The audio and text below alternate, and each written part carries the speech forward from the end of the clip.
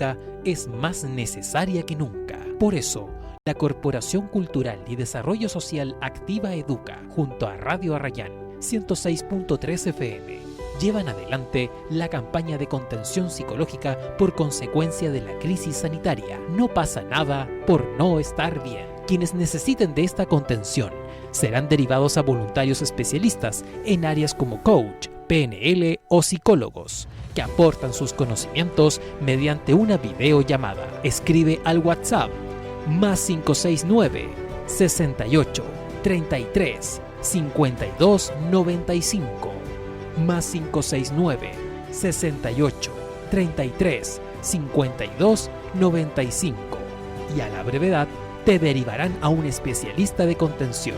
Este es un servicio gratuito para toda la comunidad de Lo Barnechea.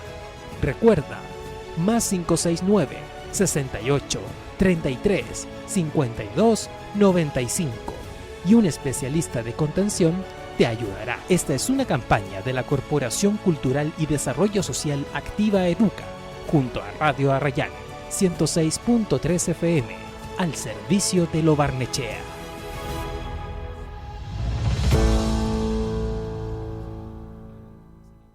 El domingo 25 de octubre, Chile tendrá un plebiscito nacional. Las personas con discapacidad que acudan a votar podrán optar al voto asistido, recibiendo ayuda por parte del presidente de la mesa receptora de sufragios o alguna persona de su confianza mayor de edad que lo podrá acompañar hasta la cámara secreta. Los electores con discapacidad visual tendrán a su disposición plantillas con ranuras, información táctil y sistema braille. Infórmate en www.plebiscitonacional2020.cl y participa. Servicio Electoral de Chile. Elige el país que quieres.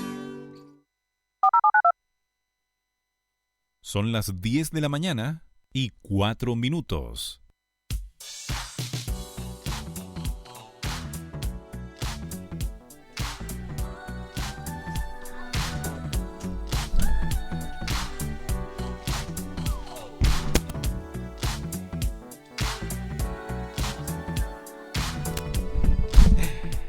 ¿Qué tal, vecinos? Muy buenos días. Miércoles 26 de agosto del 2020. Estamos en una nueva edición de Vive la Mañana a través de Arrayán FM 106.3 FM para todo Lo Barnechea y también sus alrededores. Además de nuestra página web radioarrayán.cl, nuestra señal de audio y de video. Además de nuestras redes sociales en Facebook Radio Arrayán FM y también en nuestro canal de YouTube Radio Arrayán FM, donde pueden encontrar todos los programas y todas las conversaciones que se generan en nuestra radio. Hoy, todos los miércoles, nos acompaña nuestra doctora Juventud, también a nuestra Julieta, que también está presente, pero hoy vamos a tratar un tema muy, muy especial y que también ha concentrado la atención de la opinión pública, especialmente durante el mes de agosto, con hechos policiales bien crudos y que no ha dejado a nadie, pero a nadie indiferente. Así que, doctora, ¿cómo le va? Muy buenos días. Buenos días, Miguel, ¿cómo estás tú? Estoy feliz de estar acá esta última semana del mes de agosto. Parece que lo vamos a lograr, por fin, pasar agosto. No ha sido fácil este 2020. Y fíjate que, Miguel, estoy muy contenta porque estamos con un tremendo invitado en el día de hoy. Y quiero que tú lo presentes porque tiene un tremendo currículum. Así que, a ver, danos un resumen. A ver, un resumen de nuestro invitado que ya lo vemos en pantalla, pero lo vamos a presentar a continuación. Entre sus títulos profesionales está Administración en Seguridad Pública y también oficial de Carabineros, con diplomado, por ejemplo, en Derecho Procesal Penal de la Universidad Alberto Hurtado, en diplomado de Políticas Criminales, Seguridad Pública y Seguridad Ciudadana para la Prevención del Delito, también en la mencionada universidad, en el Alberto Hurtado, con especializaciones, por ejemplo, en Criminalística de Investigación Policial, Criminología, Manejo de Crisis, negociador principalmente, manejo de operaciones en catástrofes naturales para la UNEMI, analista criminal y entre su experiencia laboral en Carabineros, por ejemplo, ha sido jefe de tenencia, oficial de orden y seguridad en servicios operativos, de guardia y población, oficial investigador de crímenes violentos y organizaciones criminales en el departamento OS9 de Carabineros. También ha sido comisario en la segunda comisaría de Antofagasta, en Vicuña, Santiago Central y también en Peñaflor. En todas las comisarías ha sido jefe directo de las oficinas de violencia intrafamiliar, órdenes judiciales y medidas cautelares. Además, ha sido profesor profesor de criminalística en el grupo de formación de carabineros de Arica, en el plan cuadrante también en la mencionada ciudad, y profesor de manejo de crisis en el grupo de formación de Antofagasta. Además, es integrante creador del modelo de protección de víctimas de violencia intrafamiliar con medidas cautelares y también creador del modelo de persecución criminal inteligente, patrones criminales, sujetos predictivos. Estamos en compañía de Jordi Rossi y Baceta, quien hoy va a conversar, por supuesto, con nosotros acá en Vive la Mañana. Jordi, ¿cómo te va? Muy buenos días y gracias por estar junto a nosotros. Hola, buenos días. Gracias a ustedes también por darme la oportunidad de poder participar de esta entrevista y conversar este tema que a todos no siempre los ocupados. ¿Aló? Ahí sí. ¿Aló? Sí, Se fue por un momento. lo perdimos un momentito, pero ahí estamos de vuelta. Hola. Ahí sí. Oficial Jordi, tiene que repetir todo Sí. porque no lo perdimos. Lo perdimos justo ahí. Buenos días. Gusto saludar a estar en su programa. Qué bueno hablar estos temas que no solamente nos tienen que preocupar cuando hay hechos, digamos, de relevancia nacional, sino siempre. Nos tiene que tener preocupados y ocupados en trabajar y en prevenir el tema de la violencia intrafamiliar. Así que aquí estamos para sus consultas y entregarle un poquito la experiencia que yo tuve en Carabinero y cómo se ve este proceso desde el interior y cómo se maneja el tema de violencia intrafamiliar. Muchas gracias. Muchas gracias, oficial Rossi. ¿Ah, sí hay que decirle, oficial Rossi? Hola. Hoy. Bueno, oficial, Sí. ¿me escucha? A ver si lo podemos recuperar la comunicación con el oficial. Justo le íbamos a preguntar cómo lo podíamos... ¿Aló? Ahí sí, ahí estamos de vuelta. Oficial ¿Se lo va la Rossi, señal? nosotros sabemos que usted tiene un proyecto muy desarrollado que es en base a una aplicación para el celular de las medidas cautelares de las víctimas de violencia intrafamiliar, y quiero que nos va a explicar todo eso durante el programa.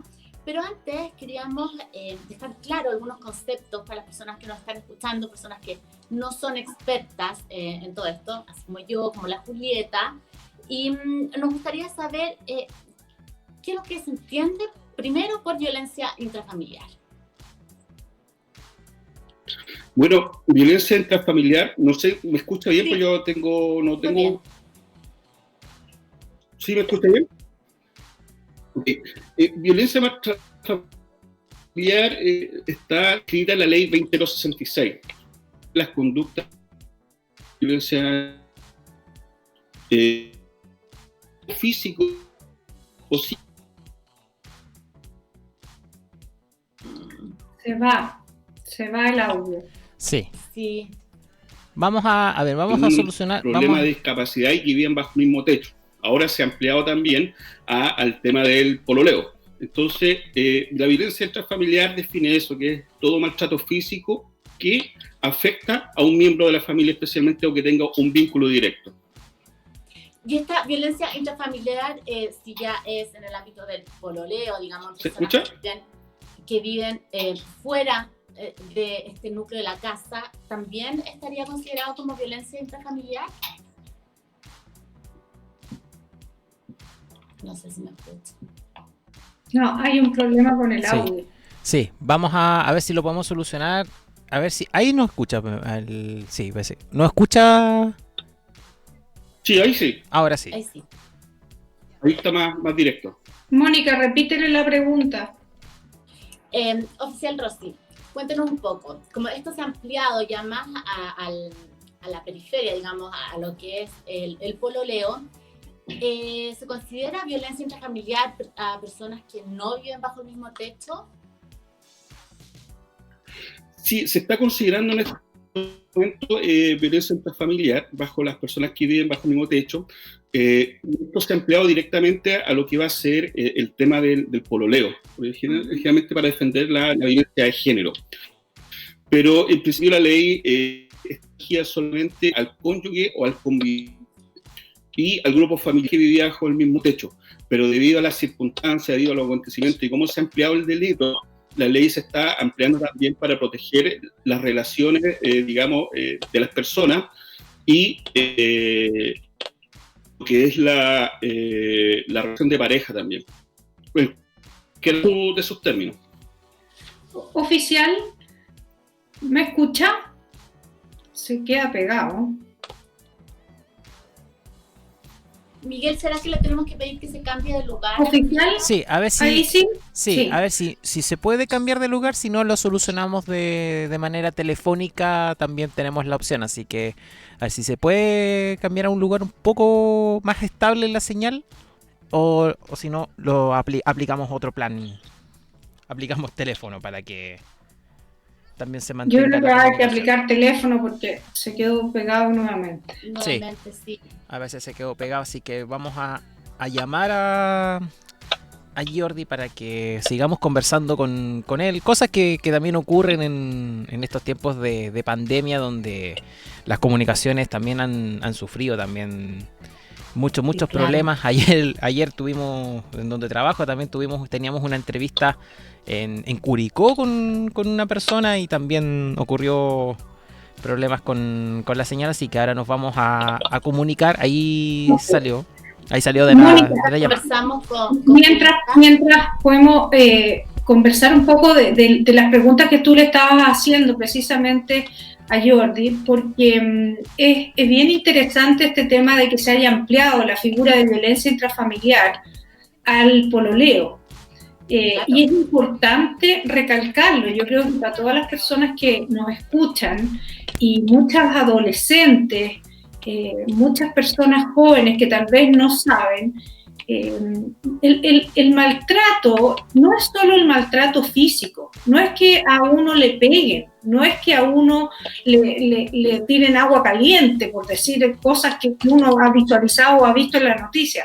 El maltrato también es el abuso psicológico, es cuando efectivamente la persona que uno tiene al lado, el pololo, la trata de una manera que uno dice, ¿por qué? O sea, ¿por qué me habla así? ¿Por qué me grita? ¿Por qué me mira de esa manera? ¿Por qué permanentemente yo soy como el punching ball que tiene al lado? Eso también es violencia, eso también es abuso. Entonces, no solo se remite a un tema físico, se amplía la figura a un tema psicológico. Y las adolescentes que pololean tienen que saber que no hay nadie que pueda abusar ni con las palabras ni con el cuerpo de ella. Hola. Es tremendamente importante mantener eso claro. Uh-huh. Jordi, parece que A ver si ahora sí. Y ahora si nos cambiamos de lugar, llega la mala señal. Sí, ahí está. Lo estaba llamando también para el plan B, pero parece que funcionó acá. Así que Me encanta. ahora sí que sí. Yo, oficial, yo a raíz de lo que usted decía que se amplió la figura de violencia intrafamiliar al pololeo, quería preguntarle lo siguiente: ¿ha aumentado la violencia intrafamiliar o hoy en día sabemos más de los casos que hay? O sea, estadísticamente, ¿esto va en un incremento notable o es que dada la prensa, internet, las redes sociales, hoy nos damos más cuenta de lo que está sucediendo? Mi percepción es que siempre ha ido aumentando la violencia intrafamiliar porque la gente ha tenido más conocimiento para poder denunciar los hechos, ¿ya? Uno ve estadísticamente una persona que sufre violencia intrafamiliar, normalmente se demora hasta entre 3 a 7 años en poder denunciar, en tomar la decisión de denunciar, ¿ok? Pero las cifras de violencia intrafamiliar, como la gente está teniendo acceso, las personas, las víctimas están teniendo acceso a la información, se están atreviendo a denunciar. Ahora, hay una cifra negra que nosotros llamamos, en la cual no se denuncia, por diversos motivos, y se mantiene en el anonimato, ¿no es cierto? Y que nosotros no podemos saber qué es lo que pasa porque las víctimas muchas veces no se atreven a denunciar. Pero como dice efectivamente usted, la gente está tomando conocimiento, la gente está teniendo acceso a la información y está denunciando. Ok, Maravilloso. Porque Oficial, yo quería saber, porque vamos a hablar hoy día de las medidas cautelares. ¿Qué son esto? ¿Qué significa las medidas cautelares? Para todos los que nos están escuchando. Bueno, las medidas cautelares son decisiones que toman los tribunales de acuerdo a la a la gravedad de los hechos, y son restricciones de ciertas libertades para los imputados, ¿no es cierto?, que permiten asegurar un poco la integridad física y psíquica de las personas. La ley de violencia intrafamiliar tiene dos conceptos. Uno, la ley señala que es maltrato psicológico y después el maltrato físico. El maltrato psicológico se denuncia a los juzgados de familia y el maltrato físico se denuncia a la fiscalía, quien pone los antecedentes a disposición del Tribunal de Garantía. Pero oficial, hago un poco de abogado del diablo. ¿Funcionan estas medidas cautelares? Porque resulta que nosotros vemos el caso recién de esta semana de la carabinera, precisamente Norma Vázquez, que fue asesinada en Linares, que ella había presentado una denuncia y que estaba con medidas de protección. ¿Qué pasa en esos casos? Uy, es un tema bastante como entrar a la llaga. Las medidas cautelares no funcionan, en resumidas cuentas. ¿Por qué no funcionan? Primero, porque no existe una voluntad de parte de las autoridades para que esto funcione. Y segundo, el trámite burocrático que se genera, el poder cumplir las medidas cautelares, es tremendo. Conociendo un poco la realidad de las comisarías, porque más o menos para explicarles cómo funciona una medida cautelar. La persona hace una denuncia por violencia intrafamiliar, por ejemplo, hoy a las 10 de la mañana, hace la denuncia, supongamos que es solamente violencia psicológica. La toma en Carabineros, hoy día a las 12 del día, pasa todo el día y recién al otro día el parte se va al tribunal. Al otro día. Ya. El tribunal lo toma, lo lee y la víctima incluso puede quedar hasta en espera de citación. Todo este tiempo, en espera de citación. O sea, no hay una acción permanente. A no ser que los casos sean demasiado graves y ahí Carabineros, de acuerdo a la gravedad del caso, toma contacto con el juez de familia o toma contacto con el fiscal para pedir alguna otra medida de protección. Entonces vamos al común de las órdenes judiciales. Vuelve al tribunal y el tribunal se tomará 5 o 7 días en dictar una medida de protección. Ya. Esta la comunica por correo electrónico a Carabineros 24 horas más y de ahí pasa un trámite a Carabineros administrativo, de asignación, de revisión y se entrega a unas patrullas que se llaman de cumplimiento de medidas cautelares, que son 2 carabineros por comisaría generalmente, y estos carabineros la ingresan a una carpeta. Cuando yo fui comisario, empezamos a revisar cómo funcionaba este tema de las carpetas. Una comisaría debe tener alrededor de 2.000 medidas cautelares. Ah, no. Ah, no, imposible. O sea, me demoré 7 años en denunciar y en el fondo los papeles van a quedar ahí. Entonces, ¿qué es lo que pasa? Esta medida cautelar pasa al final, porque los carabineros tienen que ir sacando las otras medidas cautelares. Lógico. Entonces, ahí hay un problema. El sistema no discrimina cuáles son las gravedades de las medidas cautelares. Claro. ¿Okay? Entonces, ¿qué es lo que pasa? ¿Cómo funciona? Voy a explicar cómo funciona. El carabinero toma la medida cautelar y el fiscal le dice dar rondas periódicas por el domicilio. Y ese carabinero da las rondas periódicas de acuerdo a su turno en la mañana o en la tarde. Por ejemplo, puede ir a las 10 de la mañana. Pero resulta que a lo mejor los actos de violencia intrafamiliar se generan los fines de semana, cuando la agresor toma alcohol y es a las 11 de la noche. Claro. Pero a esa hora, esos carabineros no funcionan. ¿Y qué es lo que funciona?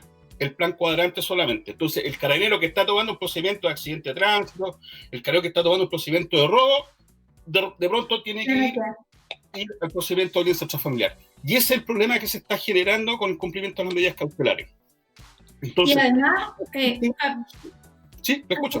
Disculpe, además yo creo que acá también, o sea, lo que dice usted es tremendo de oír, porque efectivamente hay un tema de recursos y hay un tema de cómo está siendo planificadas las medidas, digamos. Pero adicionalmente yo creo que hay un tema de formación, porque además hay medidas como, por ejemplo, la prohibición de acercarse a la víctima, que para mí siempre ha sido muy irrisorio, porque la verdad Si yo soy una persona que está haciendo daño, que está generando violencia intrafamiliar, no porque alguien me diga que no me acerque, voy a dejar de acercarme, digamos, voy a dejar de pegarle a la señora, digamos. Bueno, y lo va a hacer en cualquier momento cuando le estime. Él conoce su área, digamos, de la casa, su área de donde se desenvuelve el grupo familiar y puede llegar en cualquier momento. No va a tener un carabinero las 24 horas afuera de la casa. Exactamente. Conoce los horarios de esta familia, cómo funciona.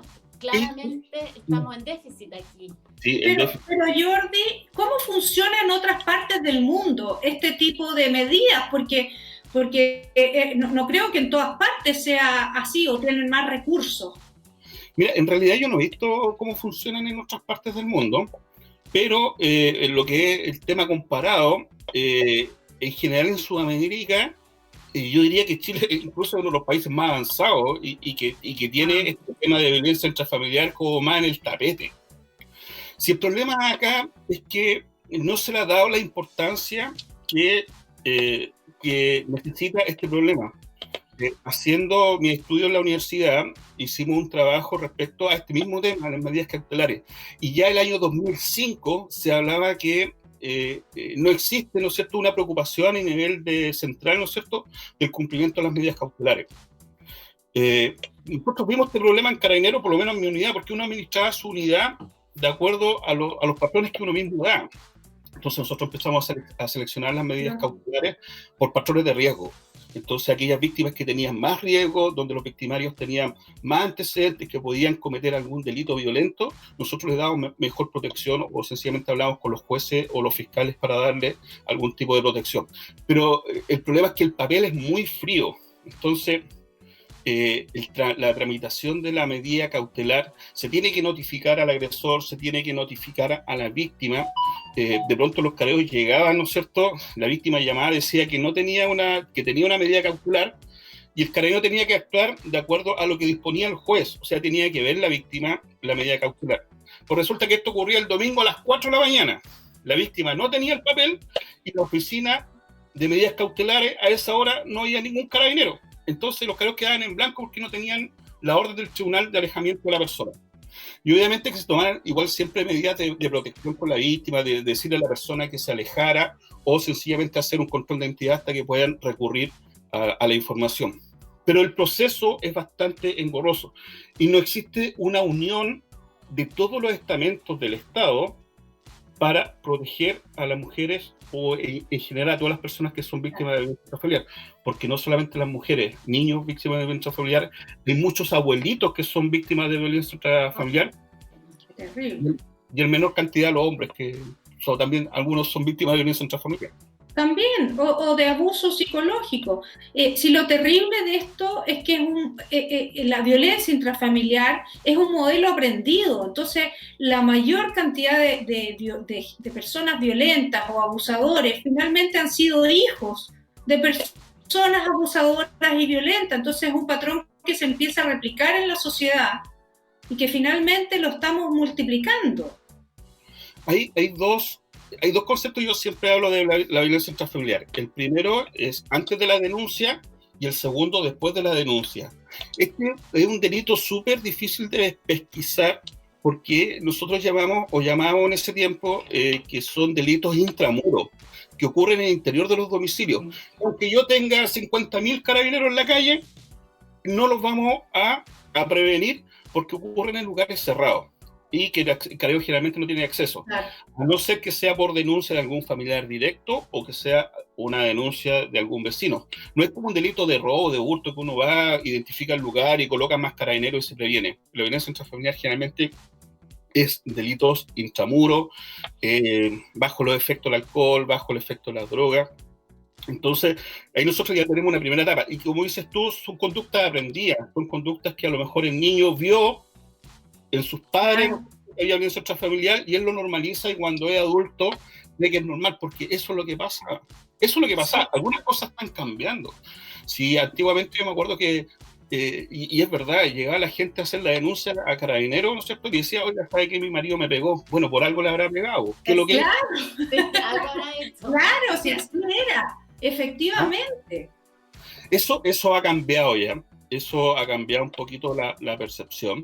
Yo recuerdo, Jordi, cuando yo estaba estudiando la carrera, yo soy psicóloga, estudiaba y atendíamos de repente en la clínica psiquiátrica o en algún consultorio personas que llegaban por violencia intrafamiliar y muchas veces la primera respuesta había sido, bueno, a ver, pero ¿qué está haciendo usted para generar que su marido se enoje? Pues? Entonces finalmente la persona terminaba con una depresión absoluta porque no tenían recursos para explicar que efectivamente la pareja le pegaba, pero no era por culpa de ella, y eso es muy difícil, y terminaban negando finalmente que les pegaban.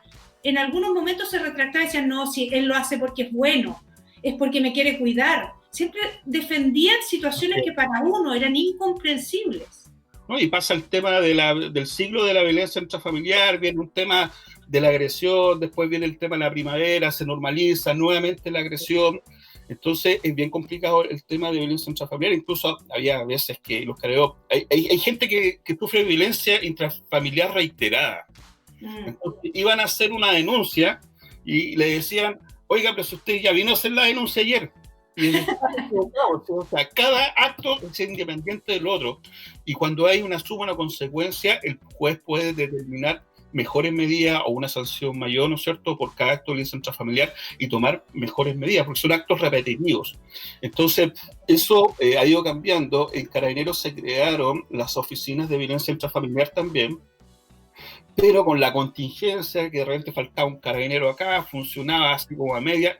Entonces, no existe, yo siempre he dicho, no existe la voluntad del Estado en poder generar. La línea de la división, yo siempre he dicho, entre una violencia intrafamiliar, un maltrato psicológico a la muerte es muy delgada. En un momento el agresor le puede decir a la víctima, le puede decir, oye, no sé, pues tratar mal, tratar con garabato, y a los 5 minutos tomar un cuchillo y matarle. Exactamente. O sea, una vez que se partió en esa vía, ya no cambia la cosa. Claro. Oficial, no sabemos aquí que todo el sistema tiene muchos déficits, muchas falencias, dejan desprotegida a la víctima. Por eso está pasando lo que está pasando actualmente.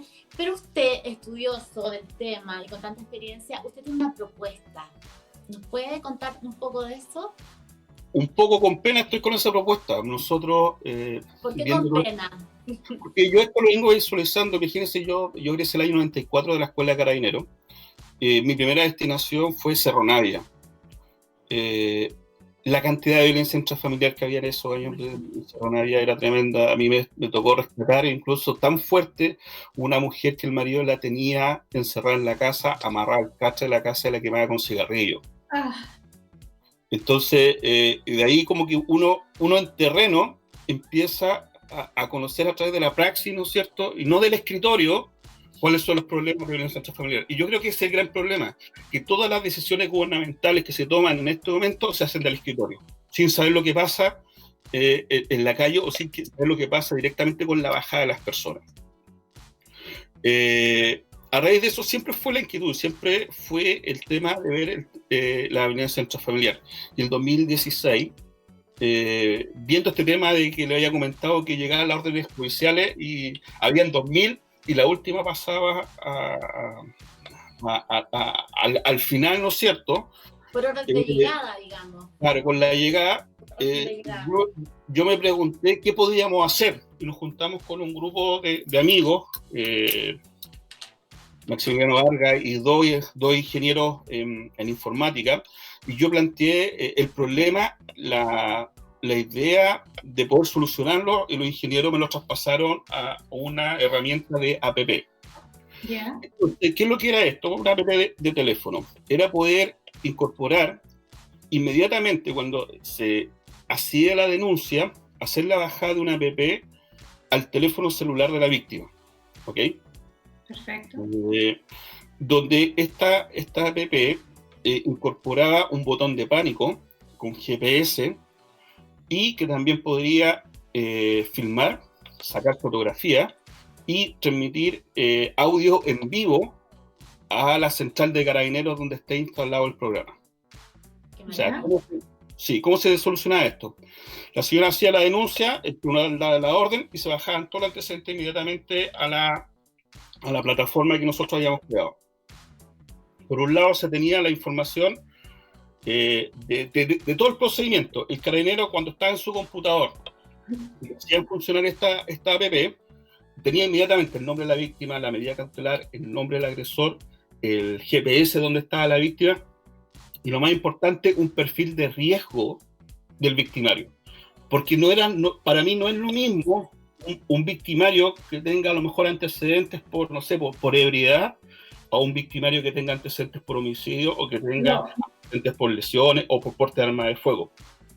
Entonces, eso debe despertar inmediatamente la emergencia. Y una vez que la víctima, estando en su casa, ¿no es cierto?, con la medida de protección y apretara la EPP, inmediatamente se desplegaba en la pantalla del carabinero una sirena, una alarma que no se apagaba, y que salía ahí mujer en peligro, y desplegaba inmediatamente todos los antecedentes. Y se tenía contacto directo con la víctima. Se podía decir si el tipo estaba en el techo, si estaba saltando la muralla, la víctima podía apretar su EPP y si él la estaba amenazando, eso quedaba grabado inmediatamente en el sistema. Y los carabineros, mientras tanto, dejaban de hacer todo lo que tenían que hacer y dirigirse inmediatamente a este procedimiento, mediante una prioridad inmediata, ni siquiera 30 segundos, 15 segundos, 3 minutos, ni 5 minutos, 10 minutos, prioridad inmediata. Lo que se demoran en llegar, tenían que hacer. Además, después se mejoró un poco y se instalaba una pulsera, ¿no es cierto?, con un GPS a la víctima y al agresor. Entonces, esta pulsera tenía áreas de seguridad, anillos de seguridad. Entonces, un primer anillo, si es que el agresor se acercaba a la víctima, le llegaba un mensaje a la víctima. Decía, oye, tú te estás acercando a la víctima, nosotros ya sabemos ya. Porque puede ser que vivan cerca, que la persona fue a comprar, que cargó benzina, pero a lo mejor no puede ser que directamente vaya a agresar. Si él traspasaba a un segundo anillo de seguridad, esta información llegaba directamente a la víctima, para que ella viera si es que necesitaba la ayuda de carabinero o le comunicara a algún familiar. Y cuando ya pasaba a un lugar más crítico, inmediatamente esta alerta llegaba a carabinero y con el GPS carabinero tenía que llegar inmediatamente al lugar. No preguntar ninguna cosa, nada. Porque a lo mejor puede ser que el victimario haya llegado con la voluntad de la víctima, ¿no es cierto? Pueden hablar de la conversación de los hijos, de la pensión alimenticia, que te voy a entregar en un auto. Puede ser cualquier artimaña. Nosotros vimos el caso de Norma, que a mí más me tocó todavía por haber sido una carabinero. Claro. Ella se reunió con el agresor, pero no sabes por qué se reunió. Y muchas veces estas manipulaciones, oye, esta es la última vez, por favor déjame despedirme, oye, te voy a entregar el auto, puede estar escondiendo otro tipo de acción. Entonces, para ese tipo de acción, inmediatamente esto se activaba, ¿no es cierto? Y el carabinero tenía que ir sí o sí hasta encontrar la víctima, fuera o no fuera, sí o sí. Hay que tener en cuenta que las medidas cautelares, cuando las dicta el juez, las víctimas no las pueden sacar. Ya, perfecto. Víctima al tribunal y decirle, oiga, ¿sabe qué? Yo ya me puse en la buena con mi marido. No se puede sacar. Okay. Yeah.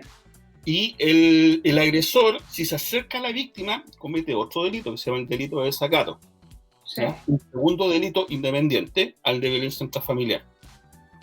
Entonces, esta APP lo que hacía era hacer sentir a las mujeres. Nosotros hicimos una pequeña encuesta con víctimas de mujeres de violencia intrafamiliar y le pedíamos que nos contaran cuál era su proceso. Y dentro de las cosas que nos llamó la atención, el proceso de notificación, el proceso de echar mano a la herramienta de la protección, ellos la encontraban muy engorrosa. Muy, muy engorrosa. Hablamos con jueces y los jueces nos decían directamente, oye, si esto lo logran implementar, sería espectacular para nosotros. ¿Por qué? Porque queda un registro que también tiene como medio probatorio. Entonces el fiscal puede decir, oye, ¿cuántas veces la víctima apretó el botón de pánico y el sujeto estaba cerca? O esto está dando un indicativo que el sujeto anda cerca, que está merodeando, a lo mejor no se deja ver. Los jueces la encontraron espectacular. ¿Cuándo nosotros tuvimos problemas? Cuando las fuimos a presentar el proyecto al poder político, nosotros hablamos con senadores, con diputados, con concejales, aquí, allá, y todos nos decían, oye, esto es espectacular, esto es muy bueno, pero te llamamos. Nosotros pedimos por transparencia una reunión que yo la pedí con la ministra de la Mujer y no aceptaron nuestra reunión. Pero qué cosa más extraña. ¿Por qué pasa esto? ¿Cuál es la poca voluntad política que hay para quizás dar una solución, un mejor manejo a todo esto? ¿Cuál es el sentir que está detrás de todo esto? Pero eso usted lo dijo, la poca voluntad política. Sí. Yo creo que es la típica, lo que pasa con todos los proyectos. De alguna manera, el que se adjudiquen a un gobierno no le gusta al resto, a la oposición, o el que o sea, para un lado y para el otro siempre hay favoritismo de proyectos porque van a quedar finalmente ligados al bien o al mal que puede haberlo hecho un gobierno. Primero, no éramos personas conocidas. Yo no soy de ningún partido político, no voy apadrinado por nadie, a mí nadie me recomendó ninguna cosa. Yo creo que ese es el primer problema. El segundo problema es que los políticos o las autoridades no tienen la bajada. No es como usted o como yo que conocimos en terreno. Yo conocí a la mujer que tenían amarrada en una cama quemándola con cigarros, la rescatamos. Usted conoció los relatos, ¿no es cierto?, de las mujeres de víctimas de violencia intrafamiliar. Es una cosa más de piel. Entonces, todas las normativas que se dictan a través de los escritorios. Oye, me parece que es bien esto. Entonces vemos gente, oye, yo tengo el estudio, yo tengo un magíster, yo tengo un doctorado, pero al final cuando le preguntan, oye, pero ¿qué práctica tienes tú? Es que yo siempre me dediqué a estudiar. Claro. Entonces es ahí el problema, no conocen la realidad, no conocen cómo funciona. Yo le pregunto a cualquier autoridad, un gobernador, un alcalde, ¿cómo funcionan las medidas cautelares en su comuna? ¿Cuántas tiene? Y no tiene ni idea. No sabe. No sabe. Desgraciadamente eso es muy común y es pan de cada día en muchos problemas que tenemos hoy en día. Pero le hago una pregunta así como bien contingente. Hoy en día hemos visto que para tanto para los temas como de delincuencia, de una serie de temas que antes eran solamente supervisados por las policías, los vecinos, la comunidad ha cumplido un rol bastante importante. ¿Qué pasa si esta aplicación de la que usted nos habla, de alguna manera fuera una aplicación a la que se pudiera acceder y que los vecinos o las personas cercanas a esa víctima pudieran hacer uso y tener más o menos la misma retroalimentación de parte de la aplicación o de un botón de pánico, y que fueran los vecinos, los amigos, la familia las que fueran a ayudar a esta víctima? ¿Podría llegar a servir de algo? Sí, mire, nosotros primero lo implementamos para que hiciera a nivel de Estado. ¿Cuál es lo complicado de esto? Es que aquí intervienen varios poderes del Estado y instituciones del Estado. Aquí interviene el Poder Judicial a través de los tribunales de garantía, que son quienes tienen que dar la autorización para la bajada de esta información de las medidas cautelares a un órgano ajeno a este proceso, ¿ya? Segundo, las policías, en este caso Carabineros, tienen que tener en claro de que un procedimiento de violencia intrafamiliar es prioritario. Es prioritario. Sea mentira, sea verdad, es prioritario. Esto igual que los casos de secuestro. Usted leía en mi currículum que yo soy negociador, con toma de rehenes. Para nosotros el tema de la negociación, si alguien nos denunciaba un hecho de secuestro, nosotros no lo dejábamos de trabajar o no dejábamos hacer investigaciones inmediatas hasta cuando no teníamos a la persona con nosotros. Lógico. Y que no pasara el caso que pasó en Autohospicio. En Autohospicio, oye, la niñita está desaparecida. No, resulta que andan de parranda, no, que les gustaba fiesta, no. La violencia tiene que ser, intrafamiliar tiene que ser igual. Inmediata. Y es muy delgada la línea, como yo le decía. Sí. Hay películas, uno puede ver muchas películas. Hay un par de películas ahí de toma de rehenes ahí que trabaja Bruce Willis, donde un sujeto toma una violencia intrafamiliar y empieza a negociar y al final termina matando a la familia por un tema de que le había sido infiel la mujer. Pero habla un poco de lo que era ese proceso de violencia intrafamiliar y el tema de la toma de rehenes en este sentido.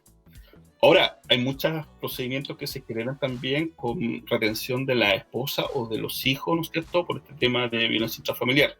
Si ustedes pudieron ver ayer la denuncia, la noticia, en Quilicura un sujeto entró con una escopeta y tuvo como de rehén a su esposa y al hijo de la esposa durante un tiempo determinado. A mí, por ahí, por el año 2010, me tocó negociar una toma de rehenes de un sujeto que tomó de rehenes a su hijo de 7 meses. Entonces, también es súper delicado este tema.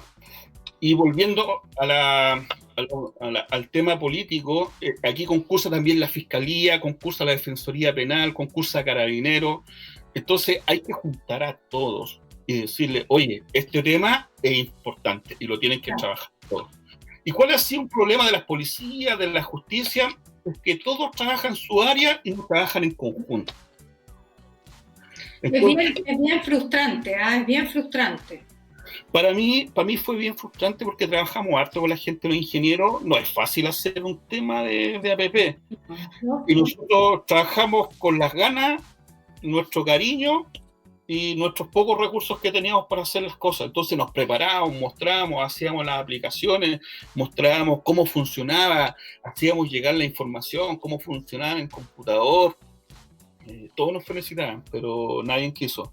Y realmente es frustrante porque uno ve desde su casa, y cada vez que ocurre un femicidio, un intento de femicidio, decir, oye, si tuviese esta aplicación, a lo mejor podríamos haber salvado una vida. Y si el proyecto vale una cantidad de dinero para el Estado, los vale. Por una vida, aunque sea, pero se podrían salvar muchas vidas. Aparte que nosotros hicimos después un estudio y generamos, por ejemplo, que con esta aplicación es un tema de persecución inteligente del delito. Logramos recuperar alrededor de 700 carabineros para el servicio operativo. O sea, nosotros podríamos hacer 7 comisarías más de carabineros con la misma cantidad de carabineros. Recuperábamos 300 vehículos policiales para el servicio operativo. Eran más de 2 millones de horas hombre al año que se destinaban a otras funciones y que era mucho más efectivo. Y una cantidad de plata que no te voy a decir en millones de pesos, que era mucho más económico la aplicación, implementarla, que en este momento tener a los carabineros trabajando en estas medidas cautelares, que resumidamente lo único que hacen es ir a sacar la firma a la víctima cada 30 días.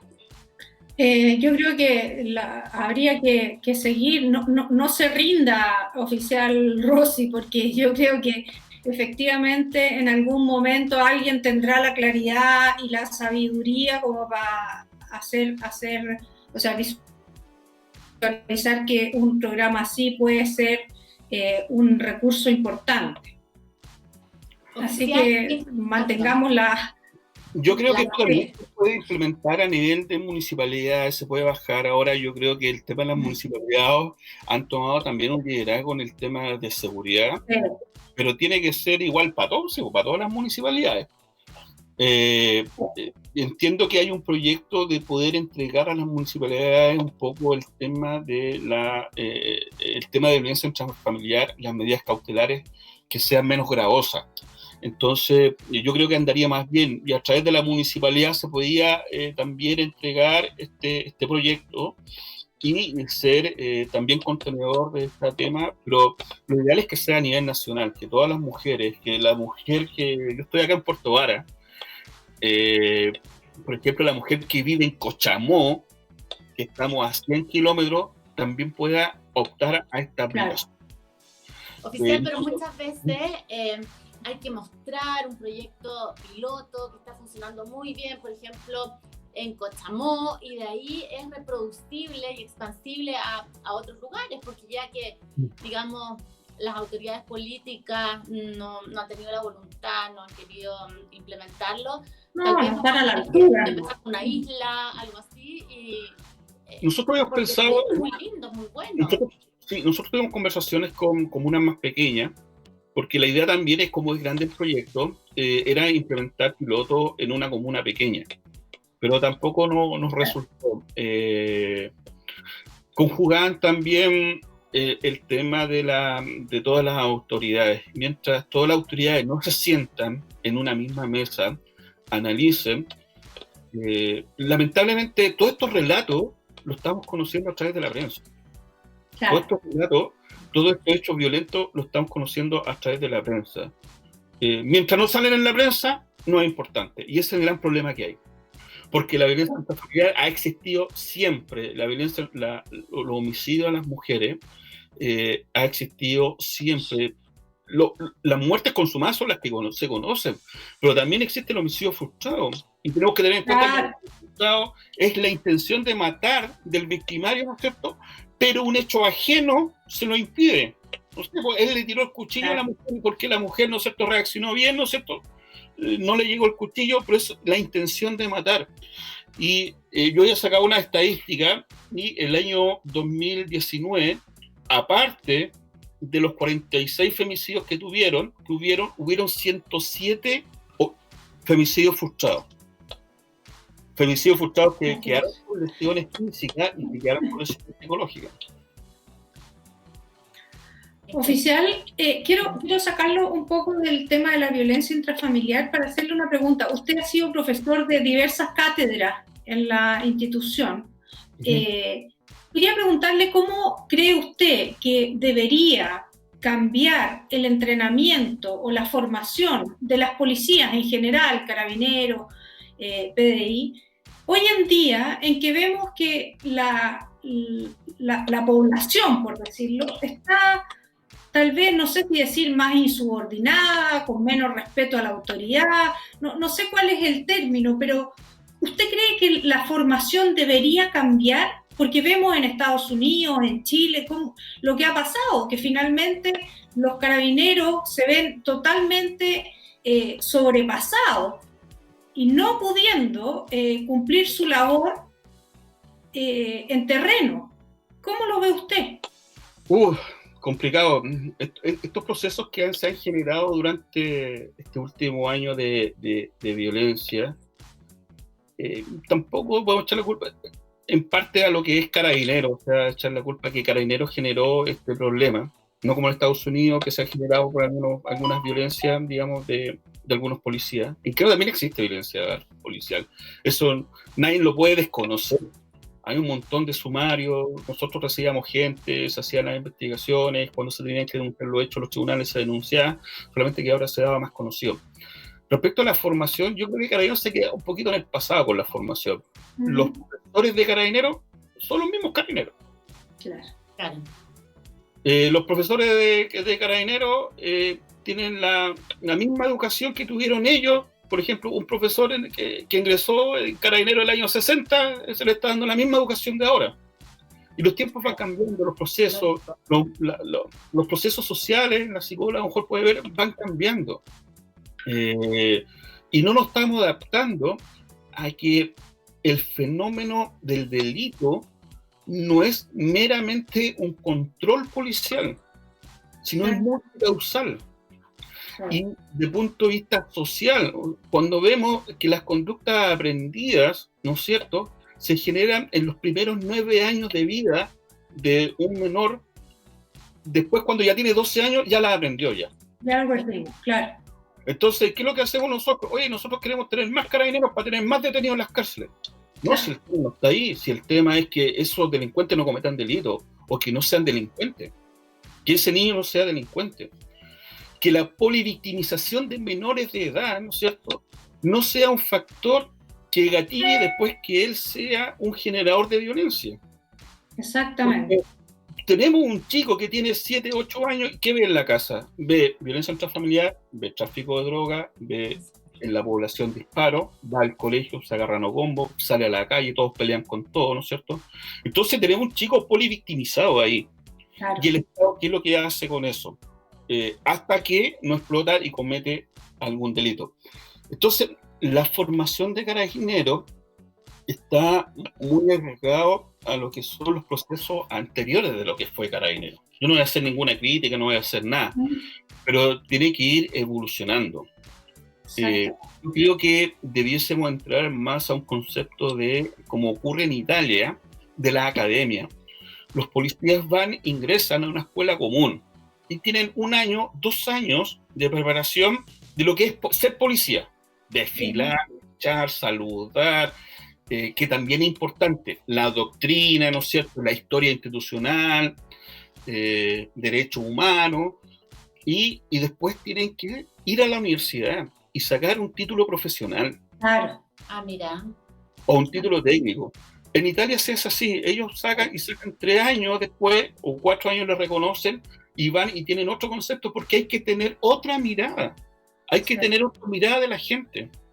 ¿Y por qué te lo cuento yo? Porque yo fui a la universidad, ahora sacan los diplomados, y te das cuenta que existe otra mirada también de lo que es la seguridad.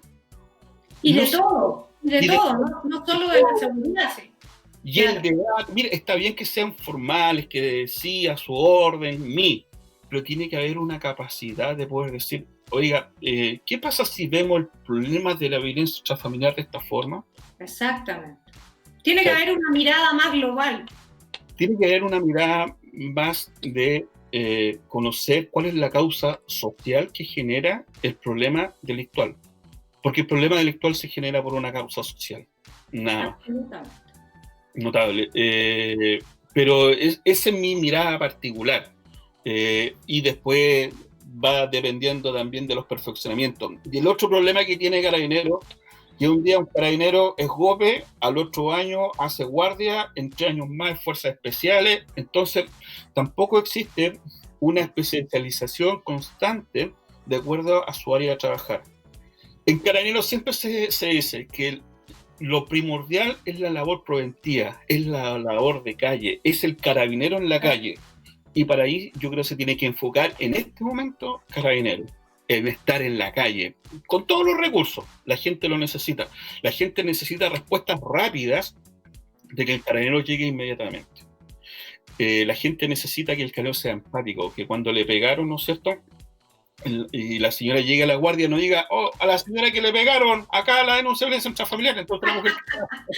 ¡Qué brutalidad! Claro, pero yo creo ahí, defendiendo a la institución de Carabineros, de la cual yo soy bien fanática, yo creo que de alguna manera también tiene que haber un respeto mutuo, porque hoy en día vemos que la ciudadanía, en muchas ocasiones, no respeta a los carabineros, y hoy en día los derechos de los manifestantes, por ejemplo, suelen ser más importantes que los deberes que también tienen esos manifestantes. Entonces es bien difícil para un carabinero mantener esa postura y ser todo lo que a uno le podría gustar que para un carabinero, si efectivamente lo escupen, le pegan, o sea, nadie lo respeta en la calle. Entonces estamos viviendo... A mí me escupieron, me pegaron, me tiraron botellas, me hicieron también de todo. Trabajé en el barrio de Bellavista, era complicado trabajar ahí con la gente de esta autoridad, pero yo creo que este tema de no respeto es un no respeto a las autoridades en general. Aquí hay un problema estructural de que la gente no ha percibido, ¿no es cierto?, que las soluciones o las medidas del gobierno lleguen a todos por igual. El otro día yo leía y preguntaba a un profesor, un sociólogo, decía por qué se causa este problema, y un poco él hablaba de la teoría de la anomia, ¿no es cierto?, del no reconocimiento de que existe la norma y vamos todos contra el sistema porque yo no reconozco normas. Exacto. Y eso se genera a partir, ¿no es cierto?, de que el Estado, con un problema estructural, no logra cumplir o satisfacer las necesidades de la gente. Entonces, ¿quiénes son los primeros que están ahí para contener?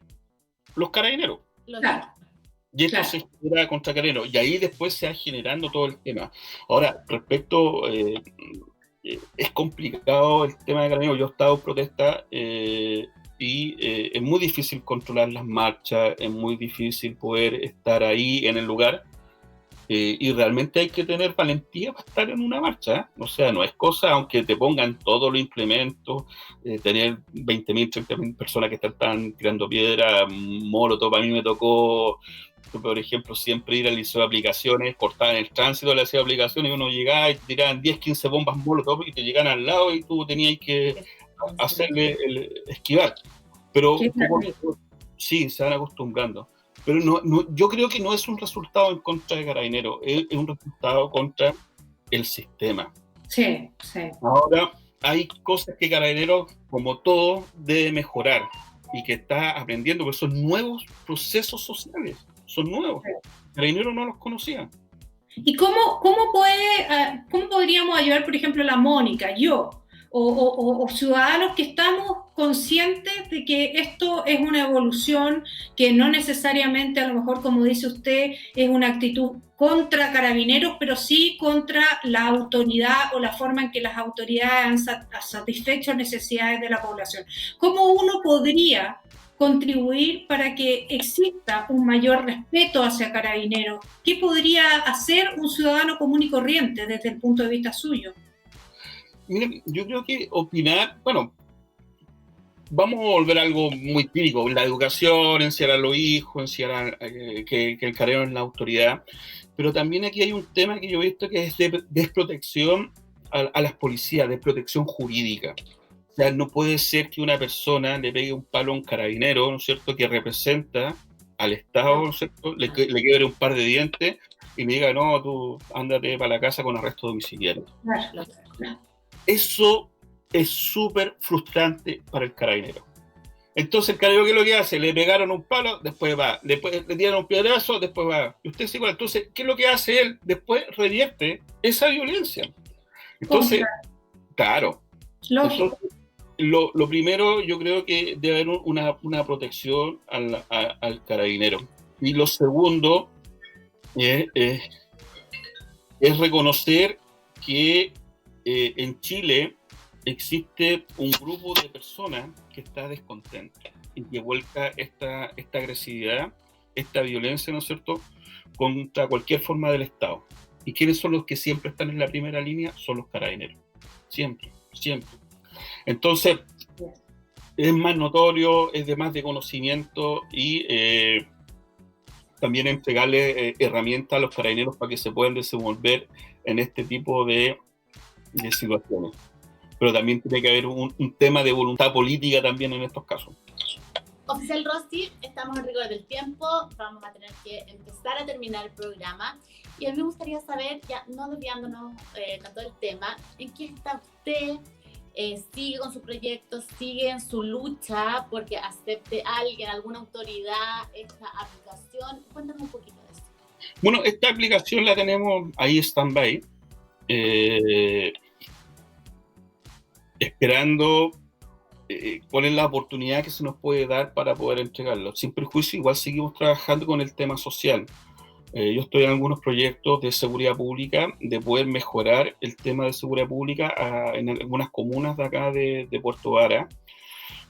Tenemos una propuesta ahí a una localidad de poder generar una seguridad pública diferente, una seguridad pública comunitaria, que no se llame seguridad pública, que se llama seguridad comunitaria, que a través de gestores, porque todo esto es gestión, a través de gestores de seguridad, ¿no es cierto?, la bajada de la autoridad sea a la población. A la población hablo en general, no distingo ninguna cosa. Que la autoridad conozca en situ cuáles son los problemas que se generen y tenga un conversatorio con la gente de cuáles son los problemas que se les generan. Es el gran problema, las autoridades no bajan. Potenciar directamente la prevención temprana, que es súper importante con los menores de edad. En Chile, de cada 10 pesos, 8 pesos en seguridad pública se destinan al control. Cuando hablamos de control, hablamos de policías, jueces, fiscales, gendarmería. No, policía, jueces, un peso a la rehabilitación y un peso a la prevención temprana. ¡Qué locura! Ahí es donde está el problema. Claro. Ahí es donde está el problema. Ayer, el otro día conversamos ahí con seguridad pública y hay un programa muy bueno del Estado que se llama el programa Lazo. No sé si han escuchado hablar de él. Sí.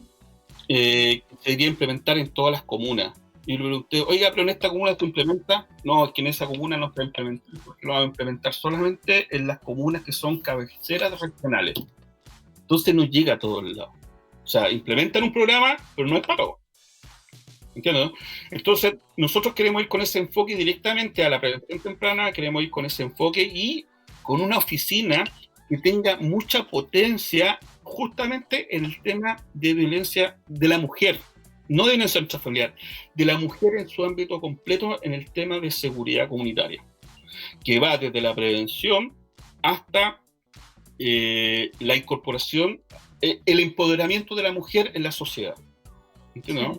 Sí. Que una mujer no denuncie violencia intrafamiliar porque depende económicamente de su marido, por ejemplo, o que no tiene estudio, o que no puede denunciar porque si no vive en la casa de la suegra la van a echar y no tiene dónde quedar.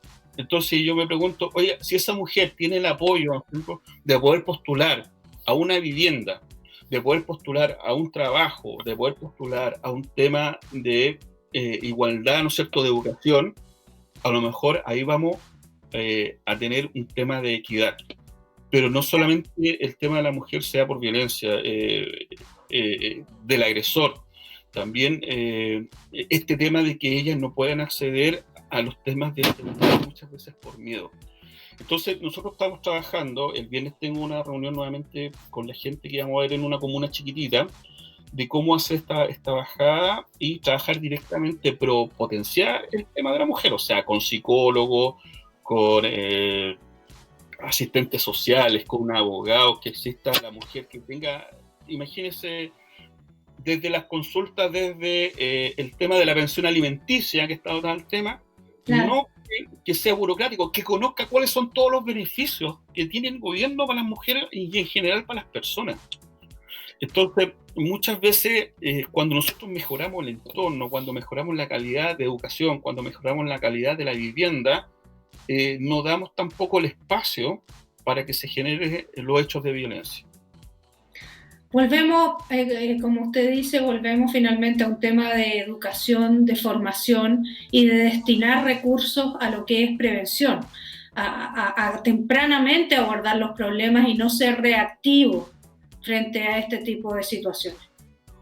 Pero la prevención no son charlas, la prevención es otra prevención. Sí, Porque claro. la charla preventiva, no, si eso es No, es educación, es formación. formación. Exactamente. Bueno, yo creo que Loanechea, tengo entendido que es una comuna en la cual se sufre mucho de violencia de la mujer. Vamos a hacer un llamado al alcalde a ver si nos recibe con esta aplicación, porque creo que la tecnología sin duda va a ser una gran herramienta que nos puede ayudar, que tal vez se puede implementar en esta comuna como piloto, y por lo menos tener esta esperanza. Me encanta. Voy a hacer una incidencia, pero aunque a usted no le gusta, nosotros se lo ofrecimos al alcalde ahí. Acá, a Loanechea. Sí. Y quedó todo en veremos. Bueno, ahora tenemos otro alcalde, así que tenemos que pensar que a lo mejor ahora funciona.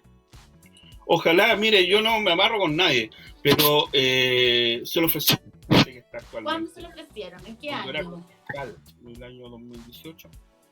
Claro, Okay. ahora hay otro alcalde, así que a lo No mejor... tiene que ser tan duro, que sea tan directo. No, No. está buenísimo, está buenísimo. Eso es lo que tiene que saber. Él nos atendió perfectamente, nos atendió después de una reunión de consejo, en un living, 5 minutos. 5 minutos nos dio. 5 minutos.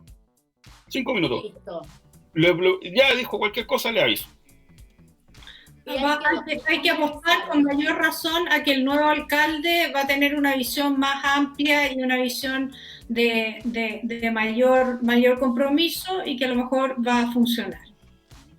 Esperemos. No bajemos la guardia porque su proyecto es muy interesante, puede generar grandes cambios en lo que está pasando en la contingencia, entonces no bajemos la guardia, no nos rindamos todavía. No, nosotros no nos hemos rendido. Nosotros seguimos trabajando con el tema. Obviamente que ya perdimos el hilo. O sea, en ese sentido ya perdimos el hilo de estar construyendo el programa. Lo tenemos que retomar, esa es la verdad. Claro. Pero el programa está ahí. Si funciona bien, sería súper bueno. Yo creo que tendría muy buena percepción de la gente. Cuando lo comentamos, si lo que necesita la gente para denunciar es seguridad.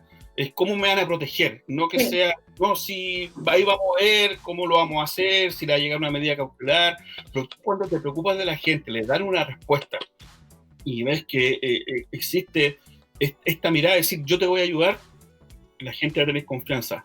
Ahora, cuando la gente, y se van a extrañar, cuando la gente tenga más confianza de denunciar aún, van a seguir subiendo las estadísticas de violencia intrafamiliar.